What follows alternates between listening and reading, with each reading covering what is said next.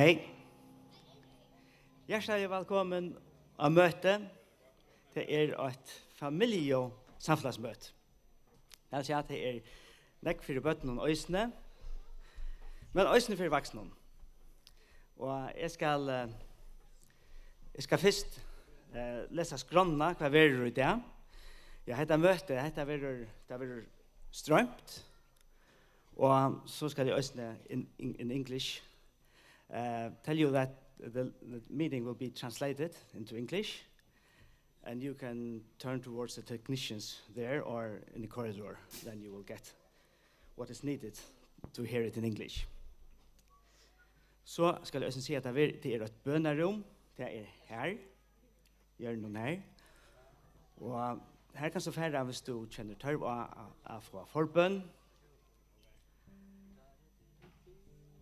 Og annars til prat. Og her det folk alle tøyna og østene 18 møt. Så det noen baser her til venstre. Og her fellesskaper som Stevn, som lærersfellesskaper, Provita, Open Doors, Occupy, Atlantic Mission, OM og PACE. Og så skal jeg si at det som standa for hesten møtene, det samkomne her i området. Det Silve Fuglafre, Hebron Lorvik og Philadelphia Gøto. Og de som synes jeg fire, som standa her, i det, de ur Silova. Og en gitar Gøt, hvor han? Ikke han det, Bjartne, yes. Ja, og møtet har vært strømt, så onker kanskje særlig av netten. Og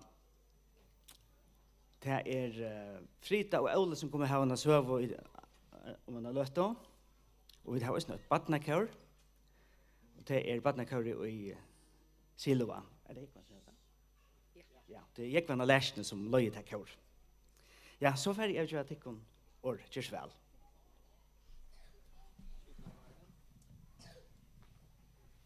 Vi får begynne med å synge gestur her av folk. Skal ikke røyse oss og synge. At man senker nekk bedre da man stender opp.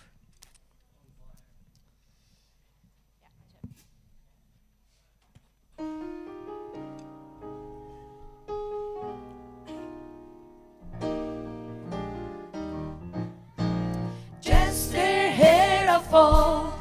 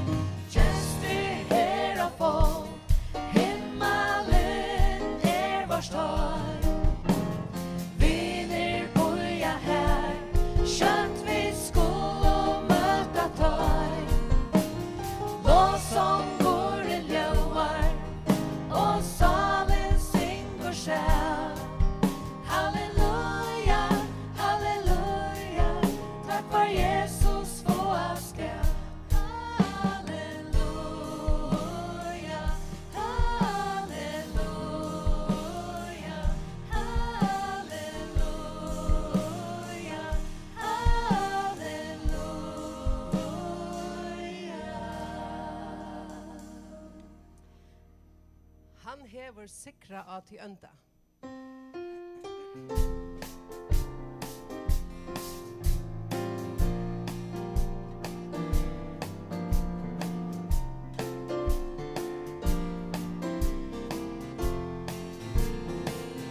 Han hever sikra at i ønda, univer deians makt.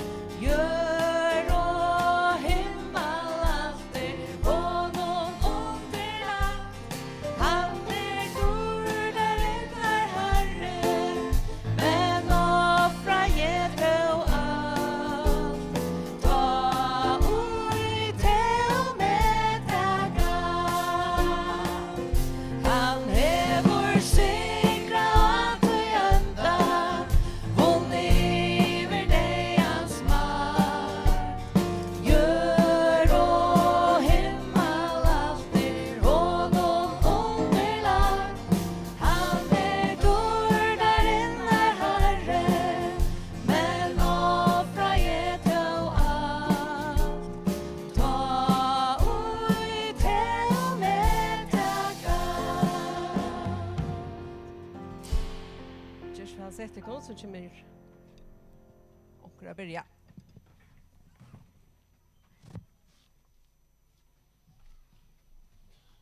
Ja, det Olavur Thomsen og Fuglafinn som kommer å byrja. Gjør så vel, Olavur.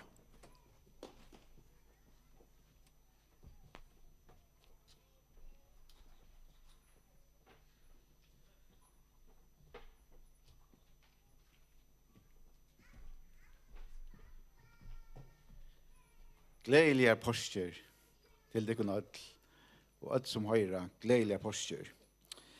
Ja, gleden og i at det er særlig at Jesus risen oppåt, og han har lov han skal komme etter dere. Og hvis ikke han var risen oppåt, så var alt som ånd.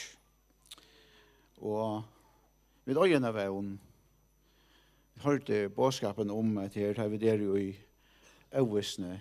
Og som lærersvennerne ta Jesus var deier, at det er ikke skilt eller minst av at det er det som er profeterer og det som Jesus har fortalt om henne.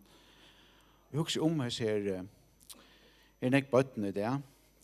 Ta jeg baden blir vekk og gjør noen handelssenser til som bøtten kan ikke prøve det. Jeg tror jeg er gammel baden som blir vekk, så en brandbil, et lokkurst og gjør noen handle, og så rymte fra mamma og så for at hitja og så tar jeg løtene engine, nekkfolk, hva det nå mamma og kjøtt, så kommer rasslan og engine seg, hva mamma? Det øyneste som baden, tror jeg gammel baden til å vite hva mamma og folk begynner å forklare og røyne trøsta, og onker bjør på om, og ikke hun ikke sier, bare så ikke mamma aktor, og at høyre røttene mamma tar jo ned her og suttjana, at det er allit, at høyre åpne armene tar til bare leipa og i tøyra, til her fullt og allit, og akkurat så enkelt, så det gavan som Jesus bjøver okkon, og øyne kvarjon.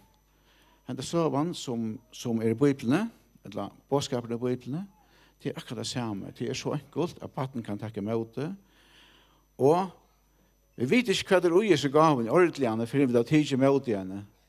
Og Jesus, ta han gjør okkon til Guds bøtt, vi ble adopteret igjen. Ta kjenner man byggvå i okkon, og ta kjenner vi verligene hva det er. Så du måste prøve til en, kan man säga. Og jeg minnes jeg har en pappa som deier for noen år siden, og i sånn eldre åren, så leser han noen vers for meg, og jeg husker om disse versene i Jøgnen dagen der, og det ur åpenberingsene. God gav Jesus, det stender det første verset i åpenberingsene, at God gav Jesus en åpenbering å bære til Johannes. Og Johannes, han stod ved krossen til Jesus døye. Og Jesus, jeg skal ikke lese alt det, men Jesus viser seg støren og sterskan, og det en mynd som vi ikke får ordentlig beskrive, men i høyre hånd til han skjøystjøttene, og det stender at Suttjan, altså Johannes ser han har heldet av lysende mennesker, og svør stender ut ur munnen, og Egene som eldsløy, og suttjan til som tar man hikker av solen, når man hikker av brennande sol, det ikke så ofte, men faktisk skal solen skin i ordentlig bjørstet, ja, så er man ikke klarer å hitte på henne, så er det svært til at og rødt hans er vær som tar fossor, en fossor som donar. Og Johannes han blev lustforskrektor, og det stender at ta jeg så han, dette ur første kapittel i oppenberingsene, kapittel 8, vers 16, ta jeg så han, fattelig som deier nye fri føtter hans her, men han leier høyre håndsøyne av meg og sier, øktast ikke, i en første og en sørste, og hin livande, vet deier, men hekk, livande, og i alder og atler avers. Og så sier han, jeg har vel liklar deians og deierøysens. Jeg vet det, at da han kommer aktor, så får han tagga med heim til søyn i himmelen. Og til min frier. Og han konger og min løyve. Jødene helt til at han skulle være konger så ta imot og kanskje reka romvarjane bostor og det var kanskje en løsning ta, men han var en nekstare konger. Han kan være konger til okken ødlån som ville takke med honom og frigjør i okkara hjärsta og okkara veun. Og vi skulle be sammen og at vi ødl skulle suttje til klars, den der sannleggen, og gå god himmelen, be det om at tøyt år skal virke i okkara hjersten, og vi skal suttje sannleggen, gå god himmelen, og be det om at alle mennesker som har etter møte i det, til som Frida og Ole kommer at fortelle for dere ur Bibelene, vi tar dere atter i søvnene og i Bibelene, og vi ber de om at vi skulle suttje til klart, disse gavene som tog hev til dere, stender som mammaen vi åpner armen til en kvann som hever ho at teke møtet her, som fire djever dere alle sint, rønser dere vi trynen blåe, vi skiljer det ikke, men hvis man tidser møtet her, vi kunne vittne om han er fri og han er glede som vi øye. Og vi ønsker at bedre ødle mennesker, til å bedre dere elsker ødle mennesker. Hva kunne vi annet enn å bedre dem om henne hese vågene, hvis vi virkelig elsker dem. Og vi legger Ola og Frito i tøyne henter, og til å tenke meg å fortelle, og sang og alt som vil bare fram, okra land og Jesu navn. Amen.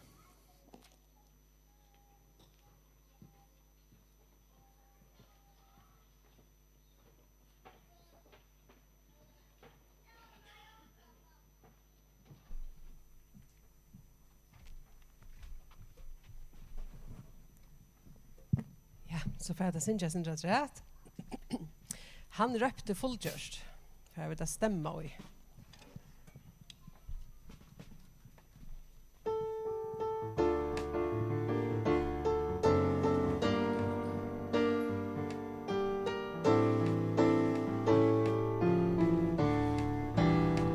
Han röpte fullgjörst. Han är vår säkra. Satans valde bråte, märskor skärur flutja var Jesus Herre. Och halleluja, kongarna kongur, ja värnar han är. Han röpte fullgjörst, han är vår seger.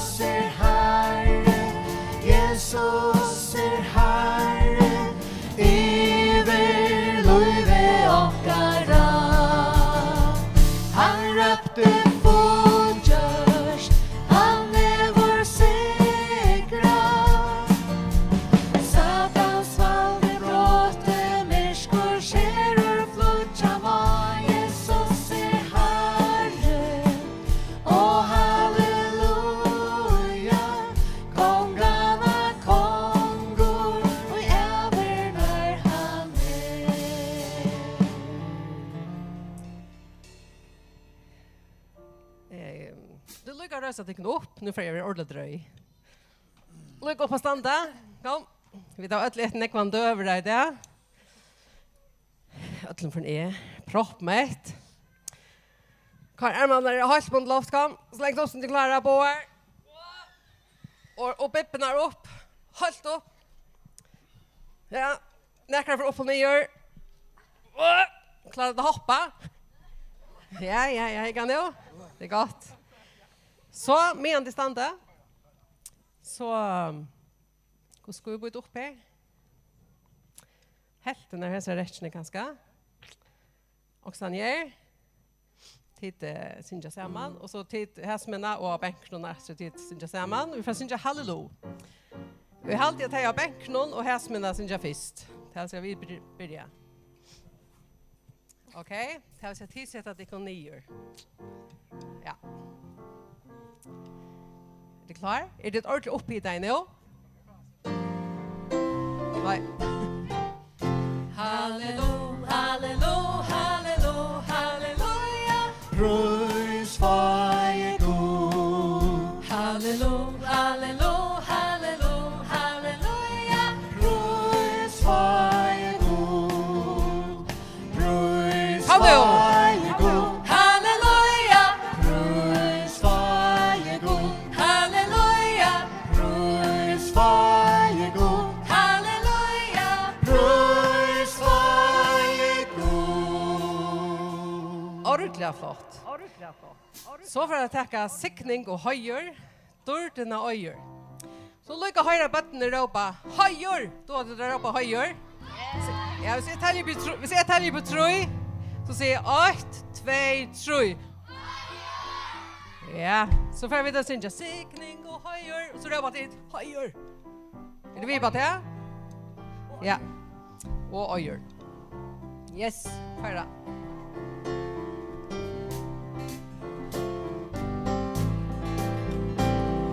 Sikning og høyur, dordena høyur, han som hina vi god. Nekk færare, det klarar du råkne vi. Ur ötlun atton, av ötlun statton, at deg hina vi god. Ordentligt gott. For en tunga øyna fiske, jotta og tilbya til og bortja knafyren der, som herra tu i nagste høyla i god. Og med virnar vera du skal, hina vi god. Okej. Bra, alla har sett det. Siktning och höjer. Är det klar? Sikning og høyur, dordena høyur, han som hina vi god. Här är det, kom. Ur ötlun atton, av ötlun statton, at deg hina vi god. For en tunga øyna fiske, jotta og tilbya til og bortja knafyren der, som herra tu i nagste høyla i god. Og med virnar vera du skal, hina vi god. Så är det männen som syns samman vid Jäkvan och Elspeth ganska.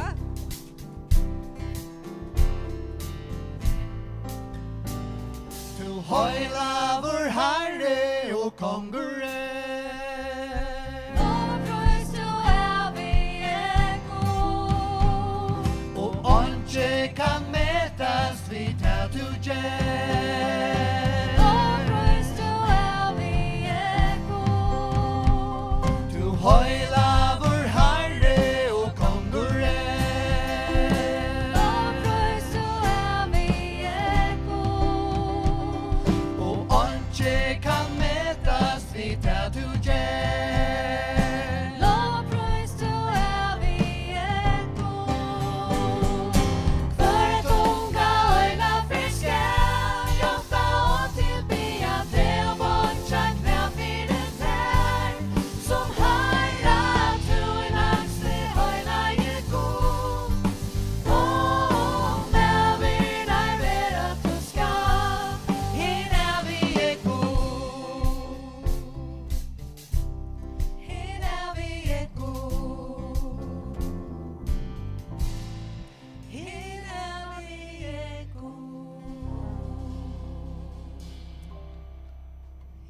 tog jag med sig att släppa och lycka omkring sanger om mer.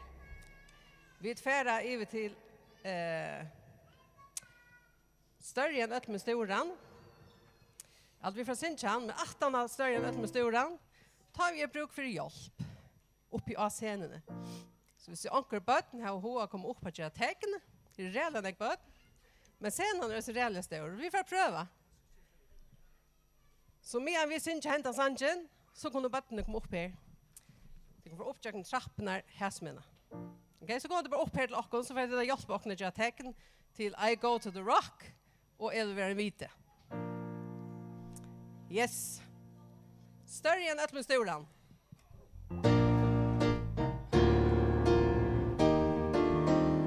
Till kommer upp att kom. Kom upp.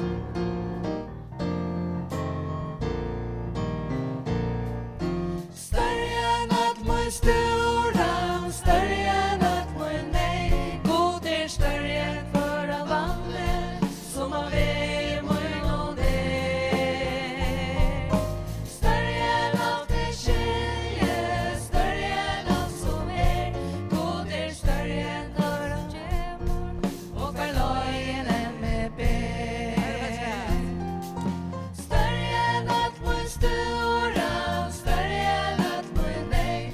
God är större än förra vandet som av er mun och nej. Större än allt det skilje, större än allt som är. God är större än allt som gemor och för löjnen med ben. Ordentligt gott. Jag kommer så näck böten. Hoppas inte några rända. Då lycka få lätt ner. Så läs. Då did I go to the rock. Tecknade till. Yes. Så hållde vi från salen och röjsockon och gera lycka som är böten ner. Bastje böten. Så måste det också synja och det härst vi. Kom vi bra.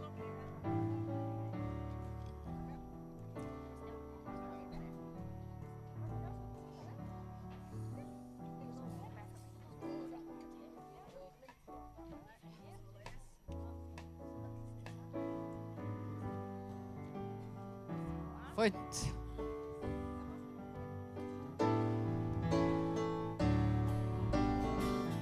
I go to the rock of my salvation. I go to the stone that the builders rejected. I go to the mountain, and the mountain stands by me.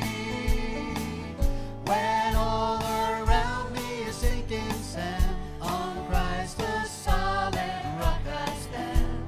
When I need a shelter, when I need a friend, I go to the rock.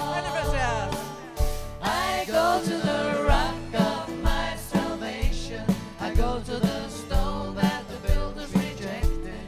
I go to the mountain, and the mountain stands by me. When all around me is sinking sand, on Christ the solid rock I stand. When I need a shelter, when I need a friend, I go to the rock. Ordentligt gott. Jag vill vara en vite. Jag har alltid haft en sund häntan så blir det nästa skrån.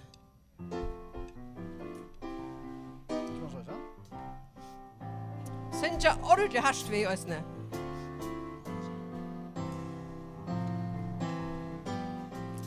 Jag vill vara en vite, jag vill spraya ljus. Jag vill vara en vite, kör och sätter upp kaos. Jesus lever och han är mor, av vägen vuxen är kattlar sjur. Jag vill spraya upp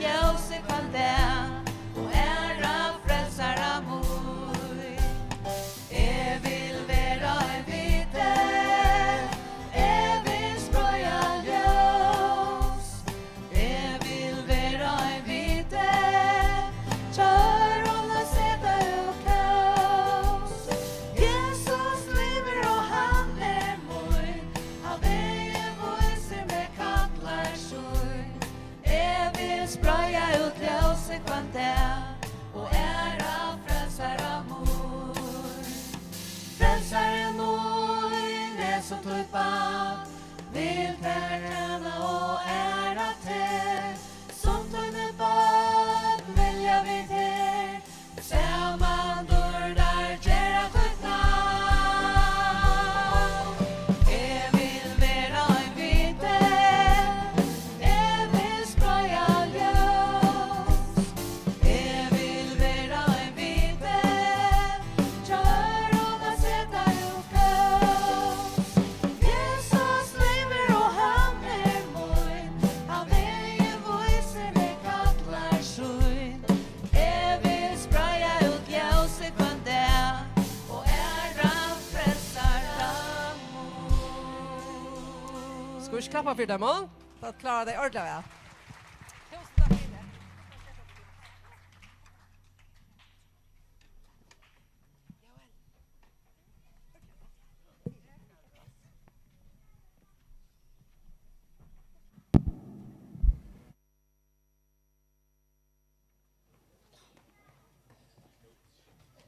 Ja, här så bötten är dott väl. Och nu får jag vet efter att höra bötten. Och det är Badnakare i Silva. Og det er Jekvan Alasjen som løyer. Skal vi gjøre dem noen hånd med at jeg kommer opp?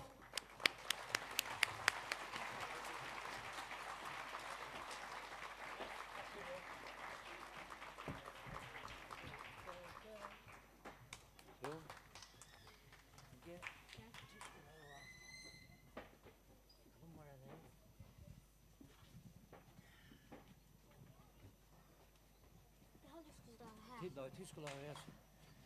Vi kan komme i renda. Kom, stand helt långt renda. Kom i renda. Nej, ikke sånn her. Ikke sånn. Kom bare långt renda. Ikke, du hører du se. Hette den sinnsyn. Ja, hallo. Jeg går der. Jeg har noen batten her som ganger i sundagsskole i Foklafjerde, Silova.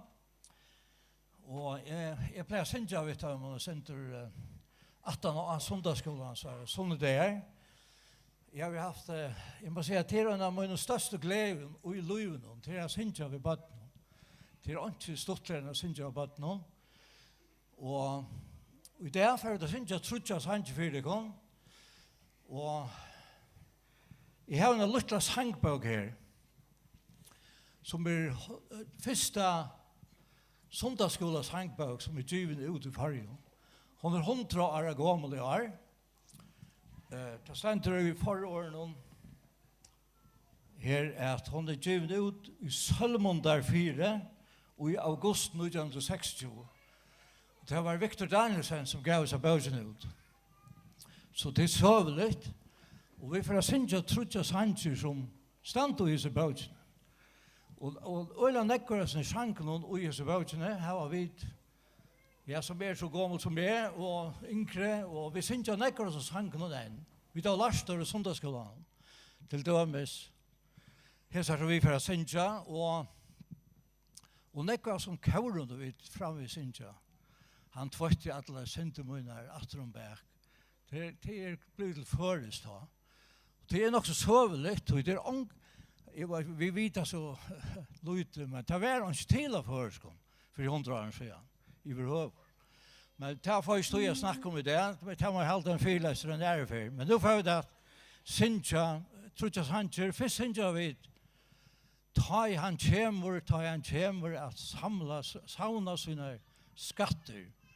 Vi tar det morgen om Jesus, ta i han stav ut i oljefjallen, som vi minnes i det, at han røys opp at det, så fjør det der at han har ta foran til himmels, ta stå og tvær menn og kvitt og klær og stender anklar her, og så hadde vi lærer sånn, her er Jesus, som er ferdig til himmels i det, han skal komme atter av samme hatt som de så han ferdig. Det er det her som sanger nå. Ta i han kjemur av sauna sine skatter. Ja. Så det her. For at jeg til suttja battene, så får jeg bare nye her. Ja. Ok. Kjør vel.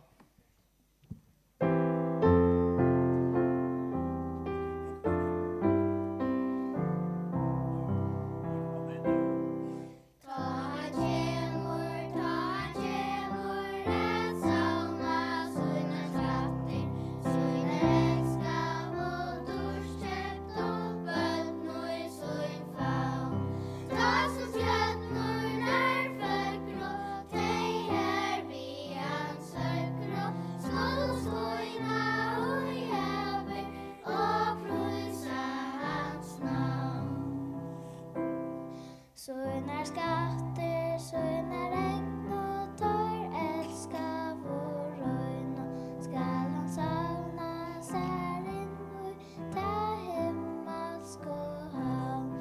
Tar så stjøtnor nær føkro, dei vi han søkro, skulle skoina og jæver, og prysa hans navn.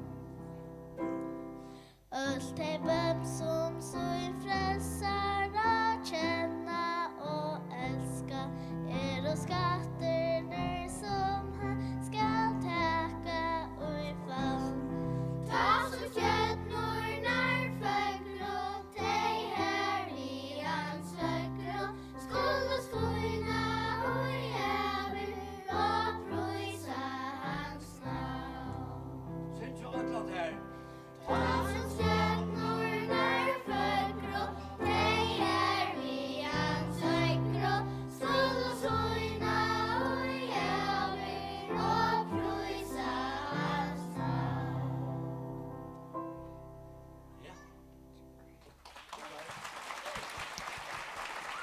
Ja. Takk for det.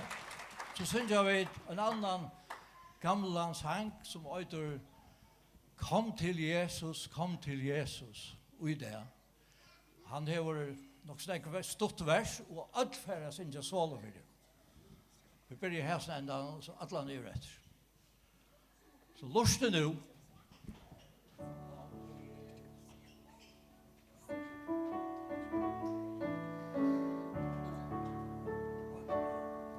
Kom til Jesus, kom til Jesus, kom til Jesus, ui det, ui det. Kom til Jesus, kom til Jesus, ui det.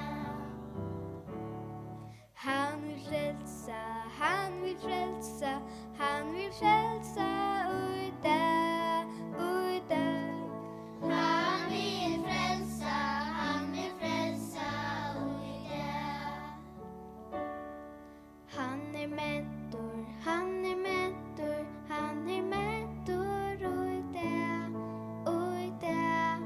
Han är mentor, han är mentor, ui det.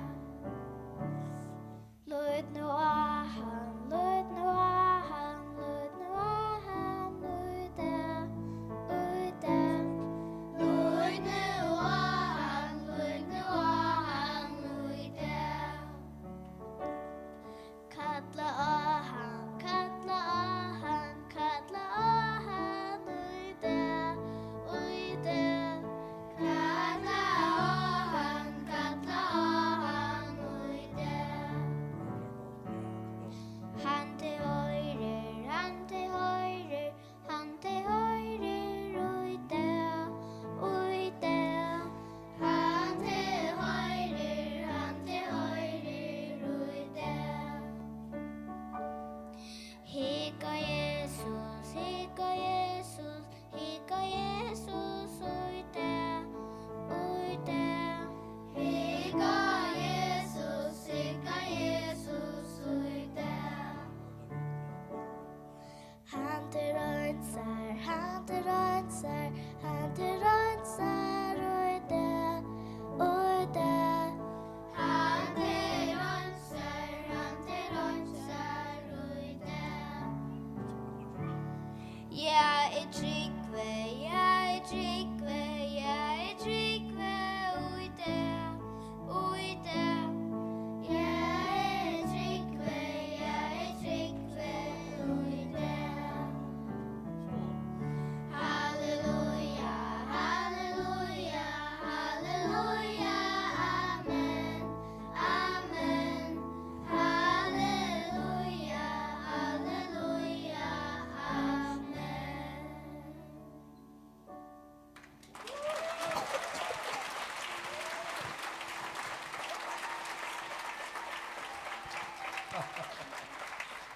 Ja, det stod det der høyre alt synes og ansamhet. Og bådskapen er så fantastisk, og jeg synes. Halleluja, amen. Så synes jeg at en sang er trætt, han øyter, han er øysene om Jesus, en badna viner gaur i himle, hoa bor. Ja, vi börjar bara. Hette er også en sanger som stender i seg gamle sangvøs. Så vi får at synge hette, så er vi liv. Ja. Jeg sier det gjør lei. Jeg har gjort det lei for stodtsøyene til den her gamle teksten.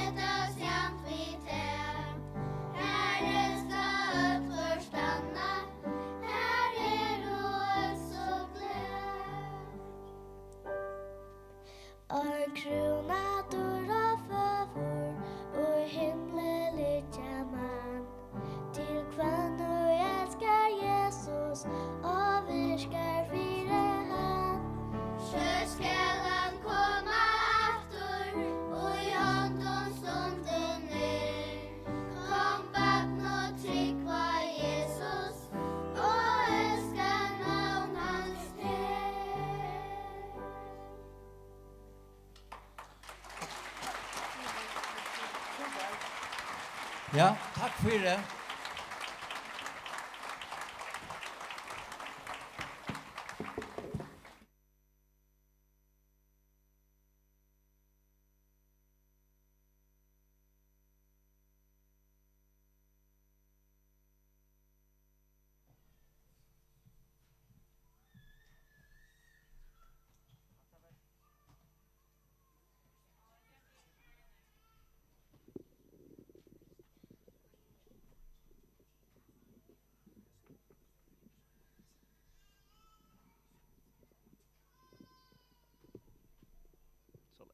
Orsaka.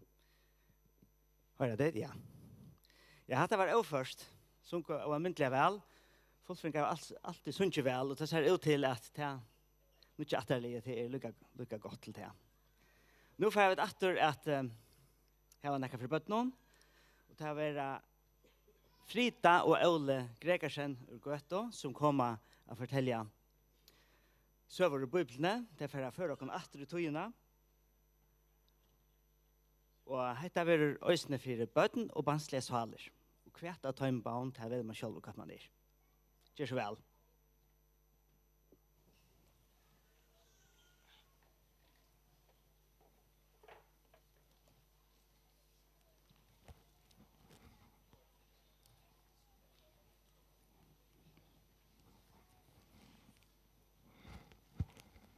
Ja.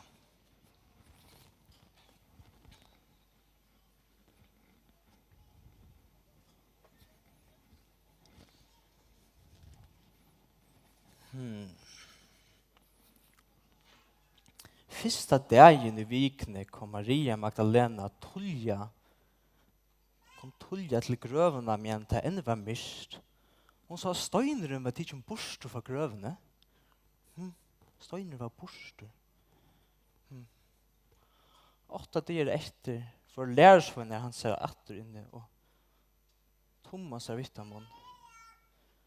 Men Thomas ville ikke trykva, for han er se og rett fingren og i naklemmersene til Jesus.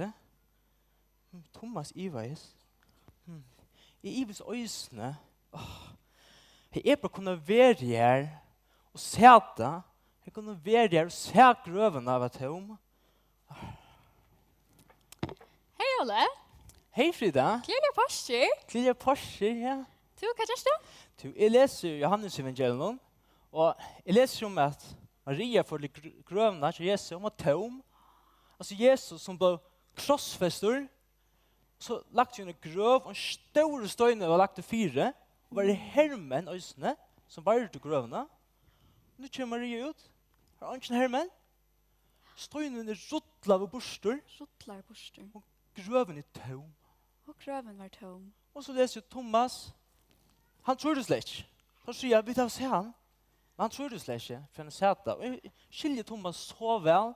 Altså, hei, jeg bare ikke kunne sæta. Jeg bare kunne være her.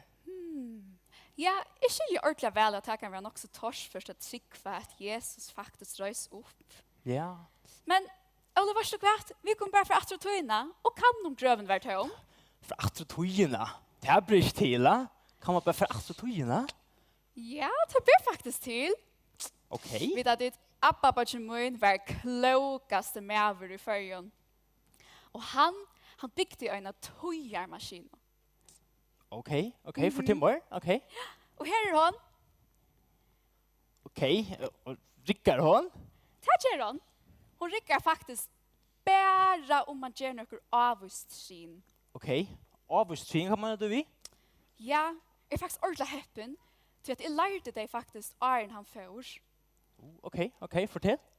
Ok, for jeg færer statutøyene så er det ordentlig viktig at trykten er i orden. Trykten for safety first, som man sier. Ok. Ok. Det er det aller viktigaste. Så trinnene som vi gjør først, det er å spenne belte. Så vi spenne belte. Spennende belte. Vi spennende belte. Vi spenne belte. Ok. Og vi må faktisk ha 2 belter, så vi spenner 8 belte. Spennende belte. Og beltene kunne ikke være leis, så vi må stramme belte. Ok, ja, er spent. Yes. Du er pjøs ikke stramme sånn. Ok. Ja, yes. Og så tar vi et færast, så må vi snæra handa knarvan her, så det ser ut som en tåra. Må snæra han trutja ferdig. Ok.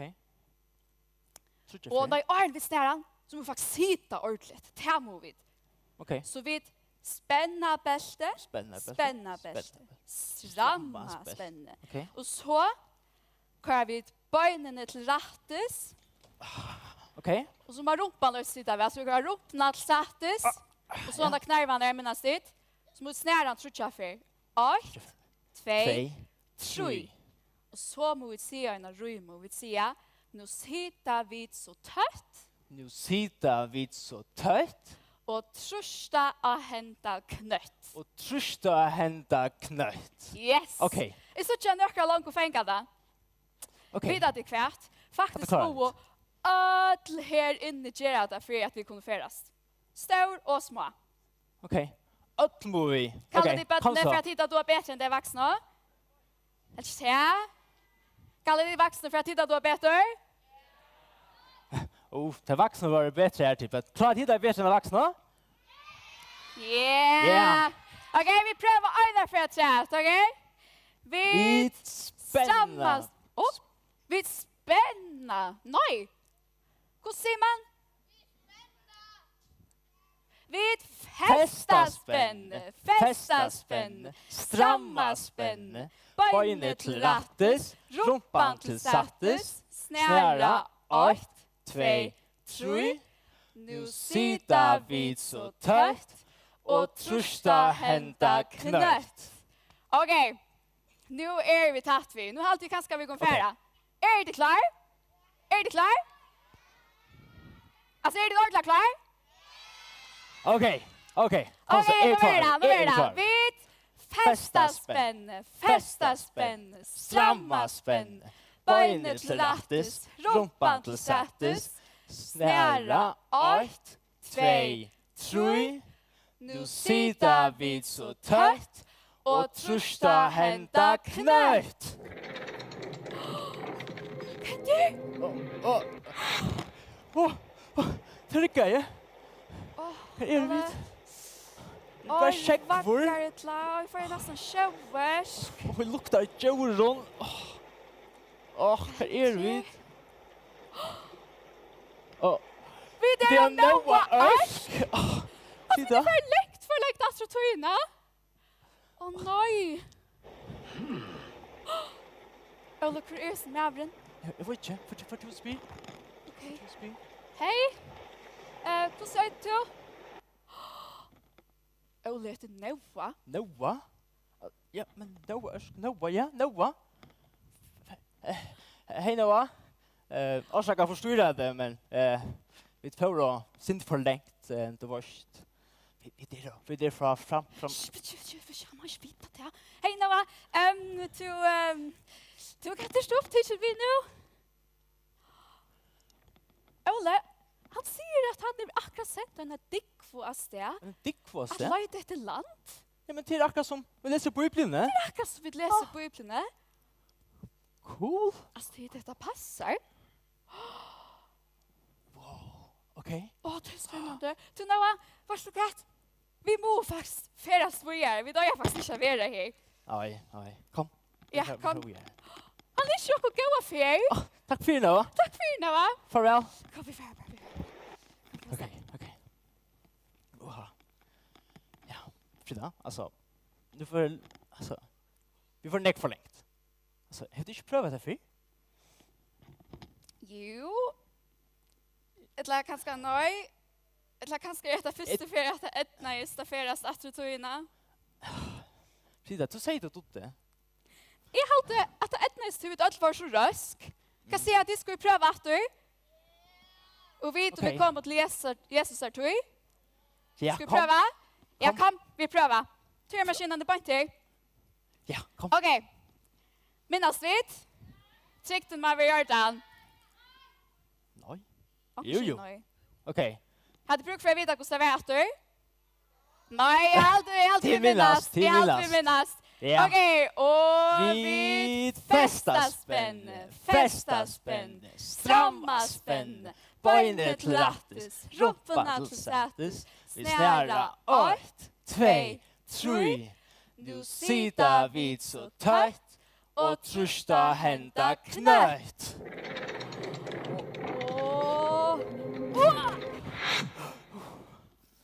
Land. Det är land i efter. Rävla höjt. Hur är höjt? Du, vet du vad vi har till? Ja, jag vet rätt oss det. Alltså, hej. Du, Frida, är det någon fina mävrar i det? Nu kommer de omkring. Ja.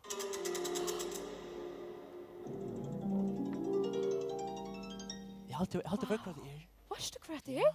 Jag har alltid David konkur. Alltså, David? Ja. David? Ja. Alltså han som vann Goliat David? Ja, så.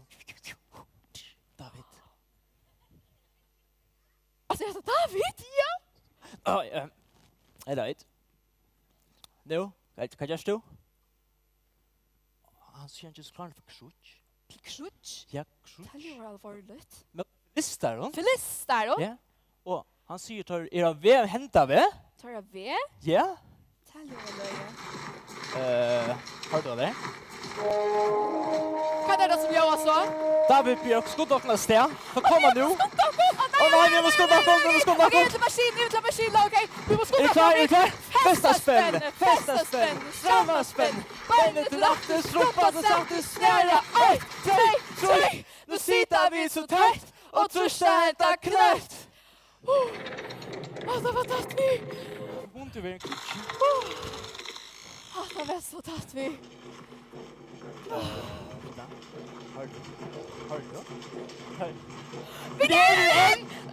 Okej, vi måste skotokna. Att må vi hit, att må vi. Okej, vid Fästa spänn, stramma spänn, beinet till rattes, rumpan till sätes, snära, 1, 2, 3, nu sitter vi så tätt och trusta hända knöt.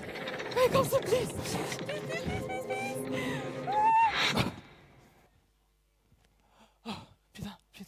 Frida, vi stoppa oss där. Det rycker jag. Oliver så pension. Men Oliver så pension. hva vi nu? Hva vi nu? Ska vi nu? Det är som mor, be Frida. Låt oss lycka komma så långt väck så så kan det då. Ja, kom vi för en gång där. Vänta, va? Jag kom. Jag syns inte långt väck. Så tjä dit. Ja, det som jag hållde där. Heter Det är Jerusalem. heter Jerusalem. Ja, men det vill säga. Vi klarar det. Ja, det är du är. Fantastiskt. Det vill säga. Gröven till Jesus må vara på ett rangsens. Det var gott. Hej, bara onkel kunna förstå hur gröven vi är. Ja. Du? Har en kvinna som kommer med draken? Ja. Hur är det? Hur är det då? För du spyr? Nej, för två sen. Nej, han är en kvinna. För du Nej, kvinna. för Kvinna är det för kvinna. två Ylton. Nej, Nej. för du. Hej. Vi tar Frid och Ole. Hur ser du? Heter Maria Magdalena. Det är hon som sa Jesus och hon sa gröven och tom, Ole. Det är som du läser med Janne. Ja. Hej Maria. Hej. Du passade. Alltså, passade att du såst grövna tomma och att Jesus var upprisen. Hon säger det passar. Passar det? Hon säger, hon får tull i morgonen. Ut till grövna. Hon skulle salva kroppen till Jesus. Hon kommer och så var hon inte här. Och står inne väl utla borster. Wow. Och kvärt. Hon säger hon sa några enklar inne i grövna. Så änglar. Och tar satt då. Han är inte här. Han är risen. Wow. Han är upprisen. Alltså, Maria, kan du visa hur gröven är? Ellen säger att gröven är hon är bara inte rivra. Okej. Tack för det, Maria. Tack för Tusen det. tack för det. Kom, Tusen tack Frida. gott, Maria. Kom. Hej, kom. Fucking gud. Hej, Olle. Gröven är där. Och står ner utla borster. Alltså, så står Kom det. hit, kom hit. Hur stor. Och här är tönt. Alltså, här är det tönt. Det är inte den här. Här är tönt. Alltså, det passar. De må passa. Olle, det är spännande. Är tönt så jag dit? Ja, här är tönt. Olle, här är onkel. Kukur. Hej, hur säger du? Thomas. Olle heter Thomas. Han som du läser om i Bibeln, Janne. Thomas, som Ivaist. Ja, han som Ivaist. Hej, Du, Thomas, passa det att du inte tror på att Jesus röjs upp.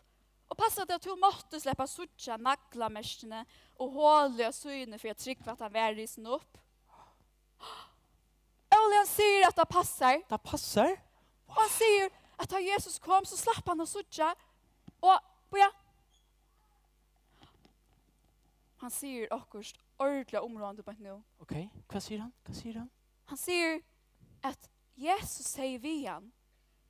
Thomas, av tog att du sa och du ser med så tröst du. Okej. Men säl är det dig som inte har sett men tog tryckva. Men till tryckva. Och är som måste sucha för att tryckva. Frida? Jag hade fick Sverige löjda efter. Ja? Ja. Ja, det hade jag. Åh. Och Ivis det inte längre. Åh, du är så glad för att höra, Olle. Ja. Menar du det? Ja, jag menar det. Wow. Du, Olle, ska vi få släppa oss hem? Är Ja, det för kom. högt? Jag är tycker trött och isne. Ja, kom. Tack för det, Thomas. Du måste ha det ordentligt gott. Bye bye Thomas. Du, tog er maskinen, hon är ivrig. Kom, Ja, vi får ivrig. Okej. Alltså, här är en för högt. Vi måste gå och hem. Okej, nu får jag färdas för störst för. Minnas vi hur man gör det? Minnas vi? Jag har inte det eller sikker. Nej, jag har alltid det du kör. Nej. Minnas det? Okej. Okej. Jag har alltid vid toa. Vid fästa spänne, fästa spänne, stramma spänne, böjnet till rattes, rumporna till sattes, snära, 1, 2, 3. Nu sitter vi så tätt och trusta händan knätt. Wow.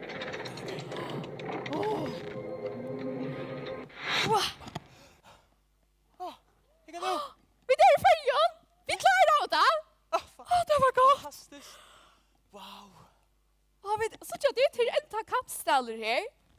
Det är Astra Kampstad. Wow. Alltså tid då väl. Tusen tack för att du ville vara via färra samman med Jakob. Det här var så stort lätt. Det var helt fantastiskt, Frida. Ja. Stora tack för det. Tack för det. Nu är det inte långt. Tack för det. Det Jag är är akkurat det. så glad för att höra, Olle. Tack för det. Vi Nå, ses, Frida. Vi Kan ses. vi gå på posture? Bye bye och glädje postur.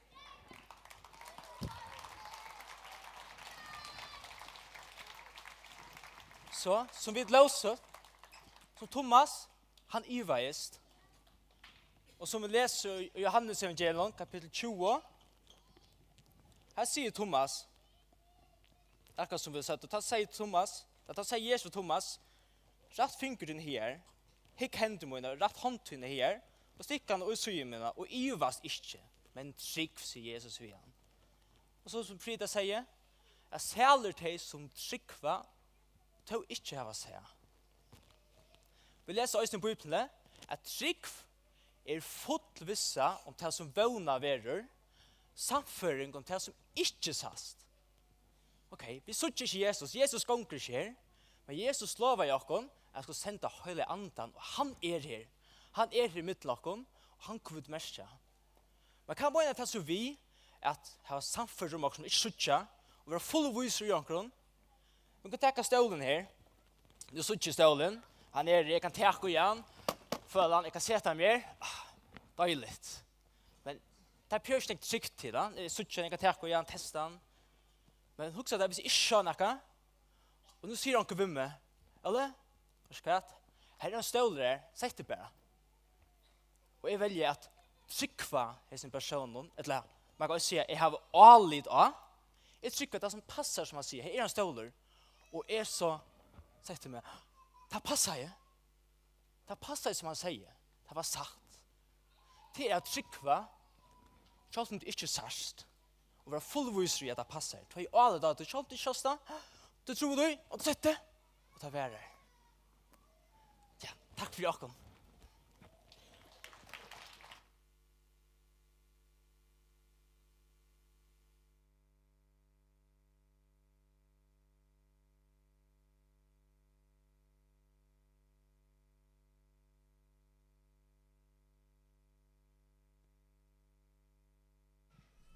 Alltså hatt han var en spännande fyr. Ja? Jag hade vi tar funnit det av att god, eller Jesus han är i stejer. Och att det passar. Han lever det. Vi får röjsa okon och synja god och i dejer er. Noj. Han lever.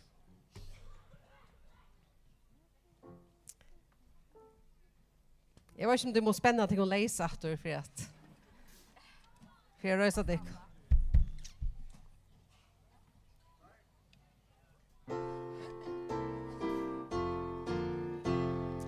Goda dejer er, han lever. Goda dejer er, han lever. Goda dejer er, han lever. Oi, moinon hånden, oi, moinon fødden, oi, moinon hjärsta, oi, moinon sa.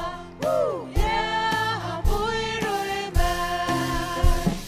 Goda dejer er, han lever. Goda dejer er, han lever. Goda dejer er, han lever. Oi, moinon hånden, oi, moinon fødden, oi, moinon hjärsta, oi, moinon sa. Ja, han bor i meg. Ordentligt gott. Och så tackar vi. I allt vi tackar mig god är så stor och så stärker och går. För att det syns av planen här men det går då. Yes. Är du klar? Come on. Är du klar? Ja. Ja, nu ska det åter ropa. Min god är så stor och stärker och går där inte som han inte kan. Min god är så stor så stärker och går där inte som han inte kan. Han är vår skall.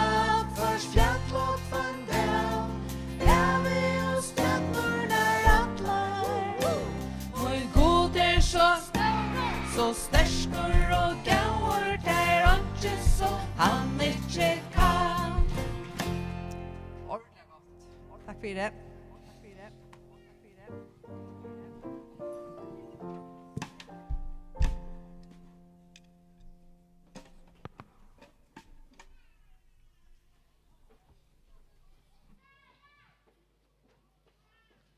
Ja, nu kommer Solron Jakobsen at enda løtna, og at når det er så synes jeg noen sanger, og så til 18 av sangene så kommer jeg at greie sin til fra hvordan det er vært at vi får en målt og hvordan vi skulle standa og så videre.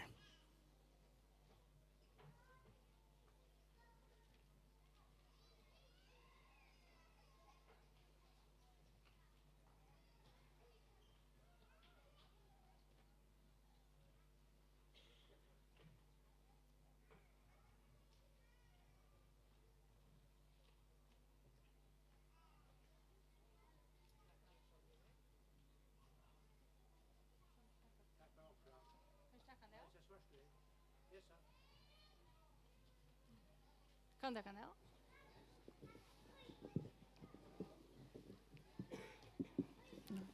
Nu ska vi hjälpa mig. Håll den i handen eller ska vi Kör nu.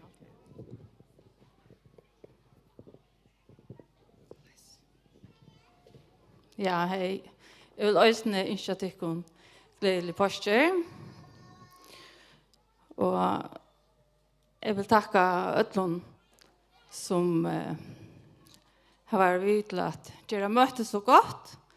Och särskilt bötnen som har varit så röska som vi och gjort tecken och bötna kår i östne som sunt för oss. Och det är ordentligt gott att se hur glädje jag har varit att jag har sunt om Jesus. Och östne Olof Frida hur tid och gröfta kom från. Och Bibeln och en översätt. Ja, och det är att och det är såna där och det är därren som vi skulle höra om att Gud röste Jesus upp åter för om det ju. Men vi tar var östne hörst framan undan och det som har varit om Lujingar sjövna till Jesus. Hos han var vid färden. Och det som stod efter till mig Luvia var min hötte till året kärlöjtje. Gus God älskar okkon att han gav sin egna son, sin öjmparna son. För att kvart han som tror han ska inte förtäpas. Men har evigt liv. Så stendte vi i åren og østen til at Jesus kom ikke i heimen at døme heimen, men han kom av frelsen. Men at vi i østen må teka vitt og vi trygg. Det er en gava som er given okkon, og i Onkel Sanchez en linje er besta gaven given er, og Jesus sier sjálfur og i årenen at ønsken gava er større enn gavan som er djeva sitt egna liv til vinsøyn. Og i morgen sier Podla Læsjene at det var det største undre som er hent. Og i nekrand i alle evne. Det største undre som nekrand gjør. Ønsken kan gjøre ta samma. Och så det är kärleke att Jesus självt tar i vid spotta av han och tar vid hoa av han och tar vid venton och bärtje och tar i vid hovlångdan och tar i vid hångdan och paträje. Och ta i han la knä till färjesjön. Han svarta i blå och han bär om att släppa att Gud skulle täcka kärlen till från honom. Själv ta vis själv ta så svukte han och inte okkon, men han var god til løyen, og han gav seg sjálvan av krossen. Fyre at vi skulle då bjergast fra evig fortapelse. Og i det har god til seg opp, og har vunnet av deg han. Han er sikker av de ønta som vi sunker om i Janne. Og som alle og Frida visste også, så det er ikke nevnt å skilja, det er ordentlig utrolig. Det er even naturligt. Og jeg vil bare si, hvis det er anker inni her som ivast, så er bare å gjøre og til å be færre til god, å vente seg til han, til at ta ber han och ta säger han vi och när vi kunde göra och han lovar 100% att vänta vi dock till han så hjälper han och han svärar och han säger en kvar som kallar han namn mot ska vara frälstor och han säger ösni att det som kommer till han skulle vara fri i hjärta. Ja. Så alltid att inte bara vid bön. Gå god i himmels färger. Vi tack och pröjsa dig för det. Hvor du erst. Att du erst din högste. Och din allvaltande. Du erst alfa och omega. Du erst han som räver i brötlån. Och det är du som djävor och tekor. Och det är du som räver i dig och lov och östne, Herre. Tack för att vi kunde vara här efter i det. Som nek folk och som nek var stanna fra och lyd och små. Att vara samman om 20 år och tillbe till och synka om till och minnas vad du gjort för oss. Och tack för det som ständer till en år om att du kjenner okkon, du vet akkurat hva vi er og løven om, og du kjenner akkurat støv og du sier at det år som gonger ut av tøyne munne, det skal ikke vende tømt etter, og det er du som kommer avvøkst, det er du som fører tøyt år at gjørste noen til okkon, og gjør det avvøkst etter som vi tørver, etter vilja tøyne. Takk der og prøys deg for det, og be virkelig i at du tør skal få etno vi øtlån som du har atla. Vi har som møtnån, og øtlån møtnån som har vært rundt omkring, og i fargen i det. Og om atlan heimen. Og takk for det som vi da var. Hørst om at du elsker oss sånn jeg, at du lærte ut egna lov for oss. I Jesu navn, amen.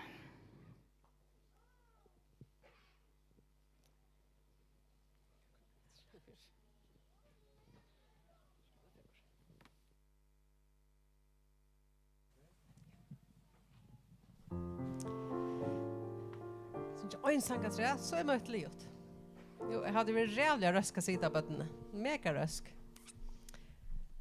Da vi hittet opp i luftene, da det stjøttene klart, så sørger jeg at alle stjøttene er. Så sørger jeg hvordan størst alt er. Stor, hø, fjøtt og sånt. Så er vi noen lille mennesker som bygger hver hjørne, ja. Vi halte det så utroligt at Gud skulle huske om okken, at han ville komme at dodge for okken. Lilla människor som bygger här hjørne. För att synja kvar för är så just stjärnorna. Så huxar om han som skapte det här. Han är väl så nek att huxa om, men han glömmer ångande med. Han glömmer helt inte det. Ska du rösa och det är som orska standa att hej rösas.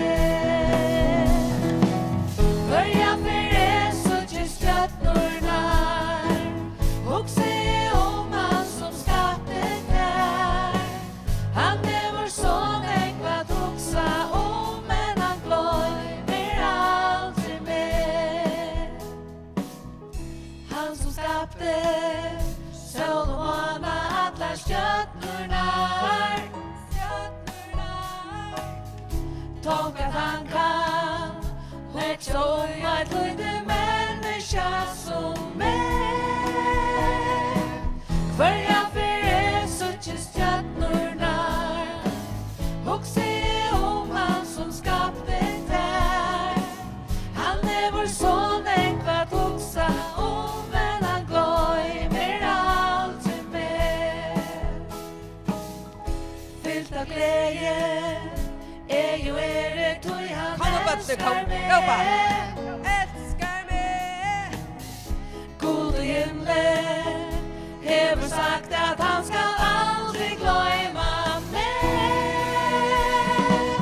For jeg fyrir så ikke stjøtnornar, hokse om han som skapte der. Han vår son enkvat hoksa om, men han gløymer aldri mer. For jeg fyrir så ikke stjøtnornar, hokse om han som skapte der. Han vår son enkvat hoksa om, men han gløymer aldri mer.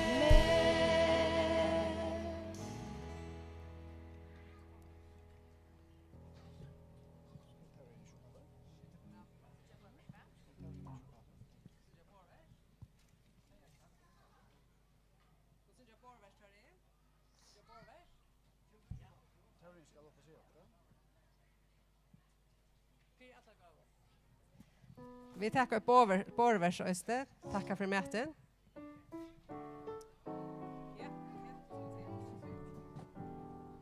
Lika 8 åren, det er et lengt bord som det suttja her. Og det er lukka som tas hemma, det er jernfordalt, det er ikke sånn at det er 8 øren endan og 8 hinn endan. Så det kan bare fordala, det kan overalt. Og her er bare brei, og her er øysne kaka. Men så er det tøydigt, det finnes det kunne på. Så er det flyta seg, kanskje det kan sett at det kan ståla når eller stilla ting her eller noe sånt. Så er så ånder kunne släppa til og få seg.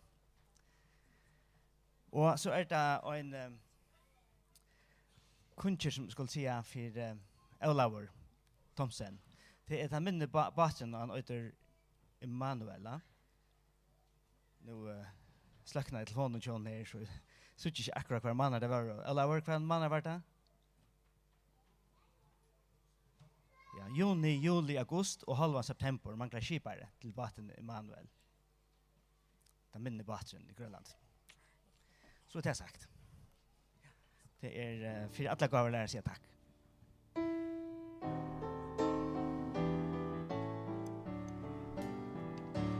Fyre atlar gåvor lära sig tack. Fyre atlar gåvor lära sig tack. Om drömma bärst om tär som vid njöta det om det. Fyre atlar gåvor lära sig tack.